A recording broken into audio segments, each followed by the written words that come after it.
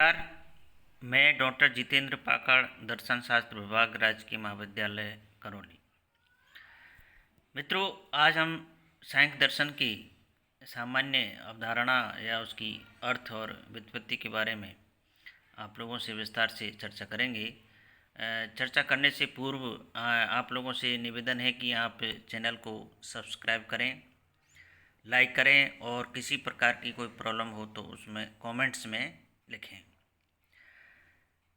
हमने आपको इससे पूर्व सांख्य और योग दर्शन जो पेपर आपके चलता है उसके सिलेबस के बारे में बात की थी, सिलेबस को आपको समझा था। आगे हम उसी कड़ी को आगे बढ़ाते हुए आज हम सांख्य दर्शन की जो प्रारंभिक पृष्ठभूमि है उस पर एक दृष्टिपात डालते हैं। सांख्य दर्शन की जो प्रणेता है महर्षि कपिल को माना जाता है। महर्षि कपिल ने कई ग्रंथों की रचनाएं भी की थी, लेकिन वो कपिल द्वारा कृत जो ग्रंथ है, पुस्तक है, वो आज उपलब्ध नहीं है। हमें सांख्य दर्शन के बारे में जो कुछ जानकारी प्राप्त होती है वो ईश्वर कृष्ण द्वारा कृत सांख्य कारिका और वर्तमान में उपलब्ध ग्रंथ जो ब्रजमोहन चतुर्वेदी की सांख्य कारिका है उनके माध्यम से सांख्य दर्शन के बारे में विस्तार से हमें जानकारी प्राप्त होती है।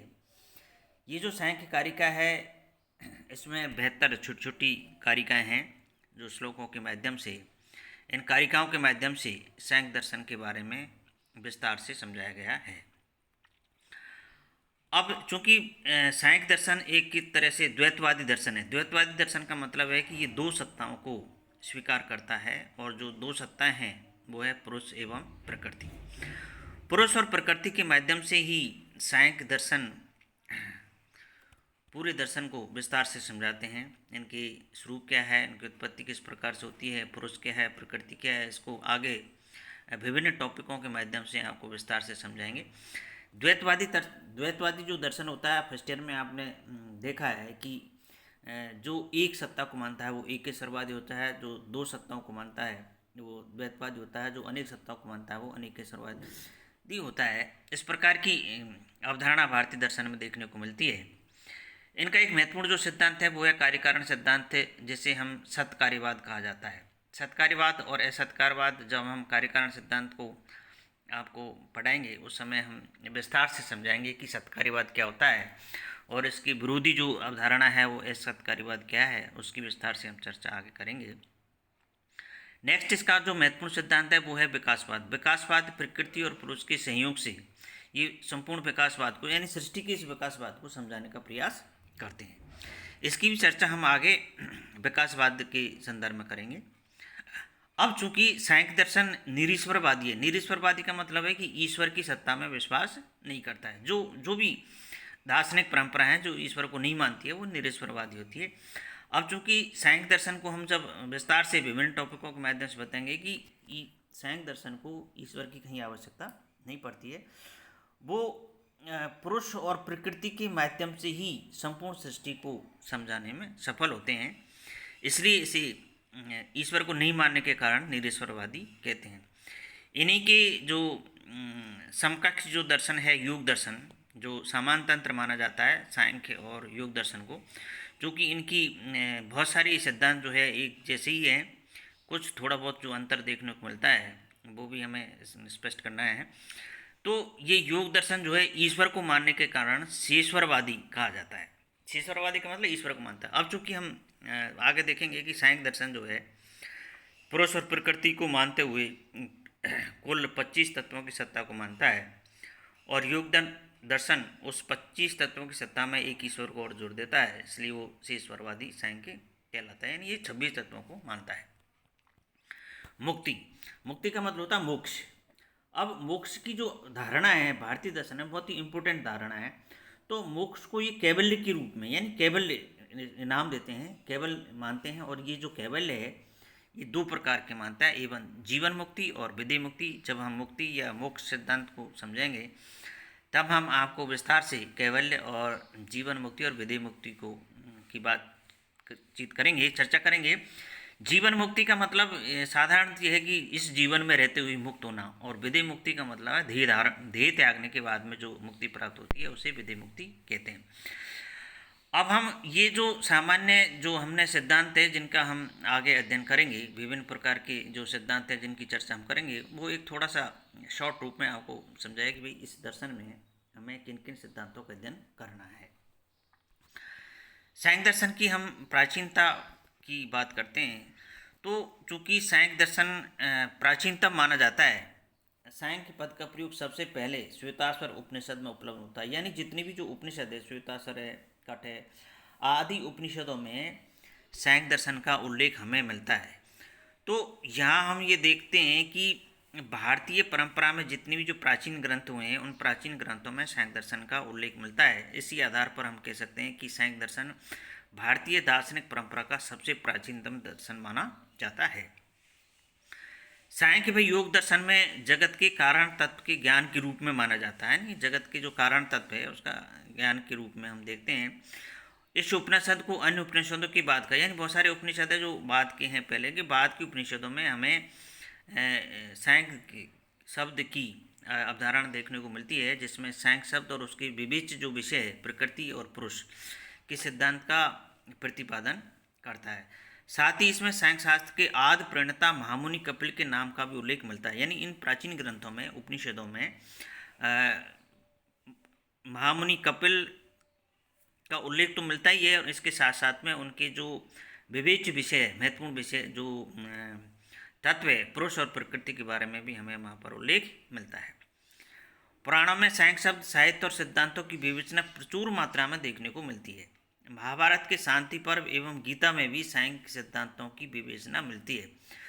तो इस प्रकार से ये विभिन्न प्राचीन ग्रंथों में सांख्य शब्द की विवेचना मिलने के कारण हम स्पष्ट रूप से कह सकते हैं कि भारतीय परंपरा में सांख्य दर्शन एक प्राचीनतम अवधारणा है, और विशेष रूप से आस्तिक परंपरा में। चूँकि हम ये बात फर्स्ट ईयर में अध्ययन कर चुके हैं कि जो भारतीय दार्शनिक जो परंपरा है उस परंपरा में दो प्रकार की अवधारणा देखने को मिलती है, एक आस्तिक और एक नास्तिक। तो आस्तिक जो परंपरा है उस आस्तिक परंपरा में ये सबसे प्राचीनतम दार्शनिक परंपरा मानी जाती है। अब हम आगे देखते हैं कि सांख्य की व्युत्पत्ति एवं अर्थ के बारे में। संख्या धातु से अड़ प्रत्यय से सांख्य पद बनता है, जिसका अर्थ होता है गणना। यानी संख्या शब्द से का तात्पर्य गणना से, गणना से तात्पर्य जानने योग्य।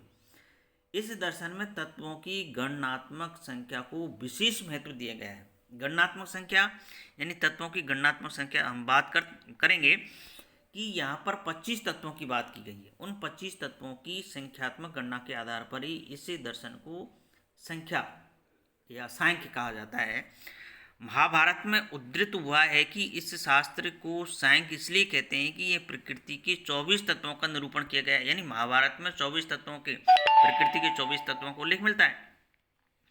अमरकोश में सांख्य पद पर भी विचार किया गया है। इस विशाल ब्रह्मांड में जितने तत्वों के अस्तित्व की संभावना है उनके सत्य असत्य होने का विवेचन किया गया है। इस कारण इसे सांख्य कहा जाता है। यानी सांख्य को सांख्य क्यों कहा जाता है, इसके बारे में हम यहाँ पर चर्चा कर रहे हैं। इसमें एक है श्लोक है, पंच विसंति तत्वानाम सांख्य विचारः, अर्थात 25 तत्वों की व्याख्या करने के कारण इसे सांख्य कहा जाता है। यानी यहाँ पर 25 तत्व हैं, जो विकासवाद जब हम पढ़ेंगे तब हम 25 तत्वों को समझेंगे।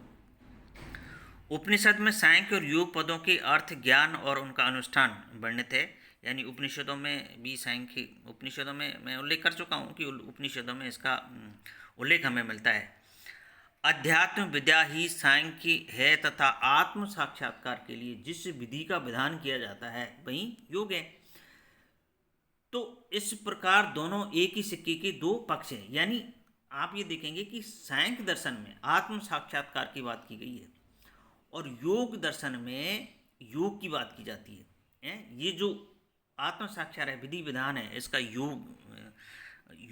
इसका योग दर्शन में भी बहुत ही इम्पोर्टेंट महत्वपूर्ण है। दोनों एक ही सिक्के के दो पक्ष हैं, एक सैद्धांतिक कह सकते हैं और दूसरा व्यवहारिक। शंकराचार्य ने अपने ग्रंथ सर्व सिद्धांत संग्रह में स्पष्ट कहा है कि सांख्य शास्त्र के प्रणेता महर्षि कपिल ने केवल ज्ञान से तथा पतंजलि ने केवल योग से मुक्ति मानी। मुक्ति मीन्स मोक्ष, जिसकी हम बात करेंगे। तो मुक्ति की जो अवधारणा है, मोक्ष की जो अवधारणा है, वो शंकराचार्य ये कहते हैं कि भैया महर्षि कपिल ने ज्ञान को महत्व दिया है, यानी ज्ञान से मुक्ति प्राप्त करने पर जोर दिया है। और पतंजलि ने, जो कि योग दर्शन के प्रणेता है, उन्होंने योग के माध्यम से मुक्ति को माना है। महाभारत में भी ज्ञान से ही आत्म दर्शन को परम धर्म कहा गया है। महाभारत में भी ज्ञान को महत्व दिया गया है। तो सांख्य इसी का विधान करता है। अब हम ये देखते हैं कि व्यक्त, अव्यक्त और ज्ञेय वास्तविक ज्ञान से ही कैवल्य की प्राप्ति होती है। कैवल्य की जो प्राप्ति होती है वो वास्तव में होती किसे? व्यक्त, अव्यक्त और ज्ञेय। ये आप ये देखेंगे कि ये तीन जो शब्द है, ये शब्द बहुत इंपॉर्टेंट है, इनको समझना जरूरी है।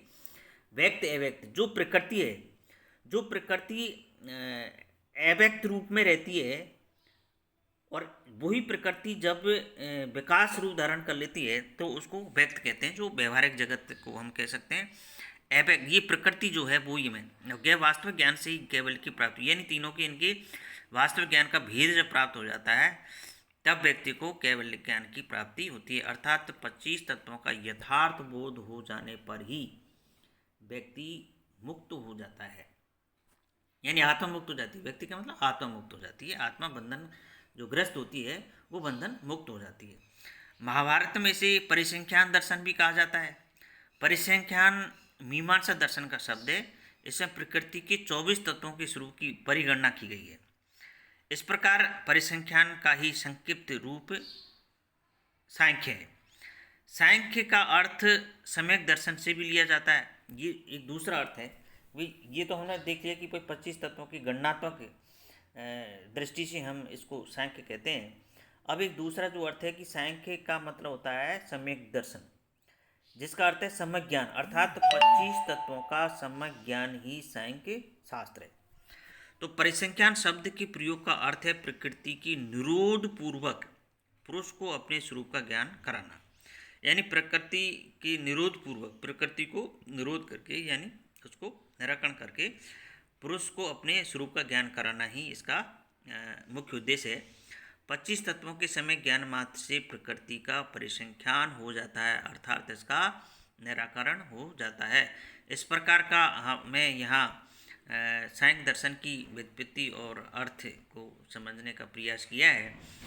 तो अब हम ये देखते हैं कि भारतीय दार्शनिक जो परंपरा में सांख्य दर्शन है बहुत प्राचीन दार्शनिक परंपरा मानी जाती है, और इसमें आगे चल करके हम विभिन्न दार्शनिक अवधारणाओं का, इसमें जो सिद्धांत दिए गए हैं उनकी विस्तार से एक एक करके विवेचना करेंगे। यहाँ केवल हमने आज सांख्य दर्शन की व्युत्पत्ति, अर्थ और उसकी सामान्य जानकारी के बारे में आप लोगों से चर्चा की है। धन्यवाद।